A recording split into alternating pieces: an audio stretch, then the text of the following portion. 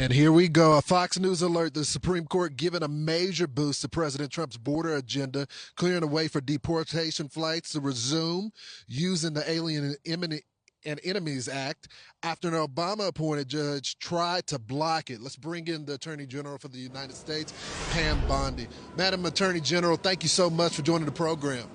Thank you. Good morning. It's a great day for America, and it's a great day to be a Florida Gator. Well, yes, it is. More news on that later, Madam Attorney General. But let's talk about what the court did. Essentially, they didn't rule when it comes to the Aliens and Enemy Act. What they said was this was the wrong venue, that the D.C. Circuit Court had no jurisdiction over that. But they also said, listen, if there's due process, then they have to do it through the normal channels, through a habeas writ. So what is the administration reaction to all that the Supreme Court just said yesterday? Well, Lawrence, this is a landmark victory for the rule of law. And this is what we've been arguing on behalf of President Trump from day one. These are enemies of our state, of our country, and they should be deported. And what the judge ruled was going forward, from this day forward, all those planes that are gone are there. Those people are staying. So there are a lot of reasons why Americans are safer.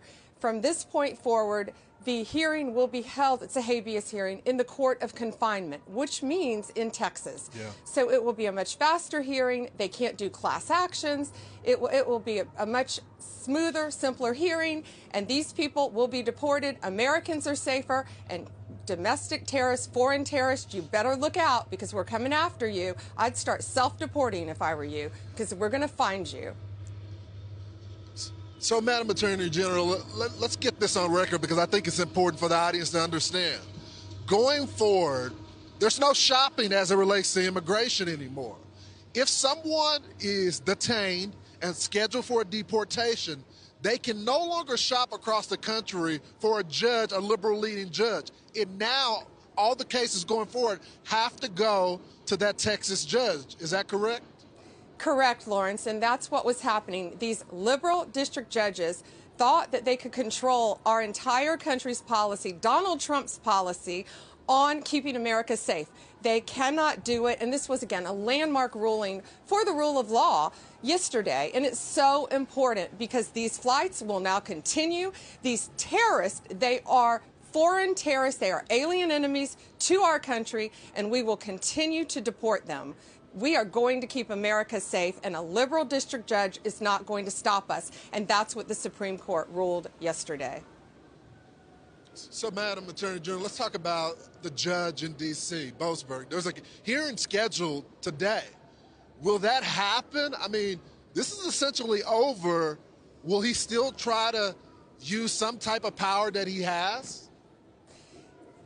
There is a hearing scheduled today at 3 p.m. He is not canceling the hearing. He is continuing on with the hearing, but the Supreme Court has spoken loud and clear.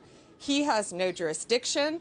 That flight will remain in El Salvador. Those inmates, those violent gang members, those violent alien enemies will remain in El Salvador. He cannot get them back. So his jurisdiction is over. So we'll see what he says today at 3 p.m. But going forward, these terrorists better look out. Let's talk about this DOJ attorney that you have since put on leave. As I was reviewing the case, I found a lot of the action skeptical, interesting. It seemed like this attorney was arguing for the other side and not for the United States at that moment. At what point did you make the decision to pull him off the case?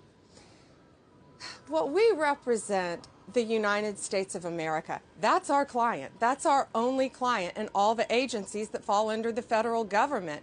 And any lawyer has an ethical duty to argue on behalf of their client, not against their client. And that's what happened in this case. He has been placed on administrative leave, and we'll see what happens. Yeah, I think it was the right decision. You're exactly right. There have to be Department of Justice works for the consequences people. for your actions. There will be consequences for your actions. You have to ethically argue on behalf of your client, and that wasn't happening in this case. That's exactly right. So, Madam Attorney General, it looks like Maine is upset, the state of Maine. The president made it very clear that No more men in women's sports. Not going to happen. As a result of that, he took a lot of the funding away since they didn't want to comply. They have since decided that they're going to sue the United States government. You're going to be representing the government. What can you tell us? Well, we were right to do that. President Trump has the right to determine where the money goes, where federal money goes. And also, Lawrence, on Friday, we got a great win, too, with the Department of Justice. The Supreme Court ruled in our favor on DEI and where this money can go with the Department of Education. So that falls for every agency. We can determine where that money goes, all federal money. Now, back to Maine. Yeah, what's happening there is they're not abiding by what President Trump said. They're allowing men and women's sports. And in the case right now, what we did last night, some breaking news, we pulled all non-essential funding from the Department of Corrections in Maine because they were allowing a man in a woman's prison, a giant 6'1", 245-pound guy who committed a double murder with a knife, stabbed his parents to death and the family dog, and he identified as a woman. So they were letting him be housed in a female prison. No longer. We will pull your funding. We will protect women in prison. We will protect women in sports. We will protect women throughout this country. No more of that. It's unbelievable that we're still dealing with this issue. It seems like the American people have spoken on this issue, but the resistance campaign continues. Madam Attorney General, thank you so much for joining Fox and Friends this morning. Thank you. Have a great day. To a Fox News alert now, the Trump administration celebrating a big Supreme Court win, allowing them to resume deportation flights under the Alien Enemies Act. Madeline Rivera joins us now with more. And Maddie, it all comes down to the Supreme Court said, what are you doing? You filed this in the wrong state. Yeah, so the Supreme Court's ruling here was pretty narrow, but nevertheless, both sides are claiming victory to some extent after the High Court's 5-4 ruling on Monday. I want you to take a listen to Homeland Security Secretary Kristi Noem. Today is a bad day to be a terrorist in the United States of America. Today, the Supreme Court came out with a decision that reaffirmed President Trump was correct in using his authority on using the Alien Enemies Act to deport terrorists out of this country. Attorney General Pam Bondi saying tonight's decision is a landmark victory for the rule of law. An activist judge in Washington, D.C. does not have the jurisdiction to seize control of President Trump's authority to conduct foreign policy and keep the American people safe. But the Supreme Court did not decide whether the administration's invocation of the Alien Enemies Act was constitutional. It ruled that the challengers brought their lawsuit to the wrong court. They should have filed it in a Texas federal court where the detentions took place and not in a D.C. federal court. The justices also agree that detainees must have the chance to challenge their removals, and the ACLU is taking that as a victory.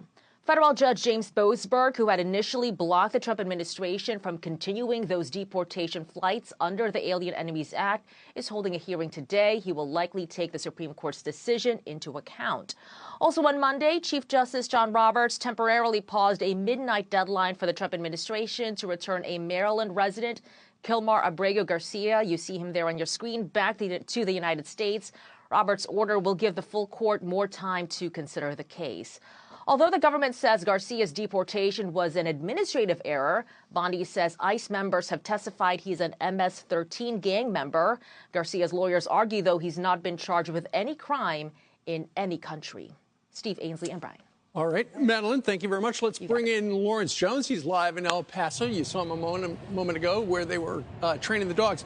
Lawrence, what's interesting about the finding yesterday from the Supreme Court, the ruling, the decision, is that the administration can continue to deport people under the Aliens and Enemies Act, but before they deport them, they got to say, okay, you're being deported under this act, and then they're going to get some due process. So they can continue, but there's going to be a pause where lawyers get involved.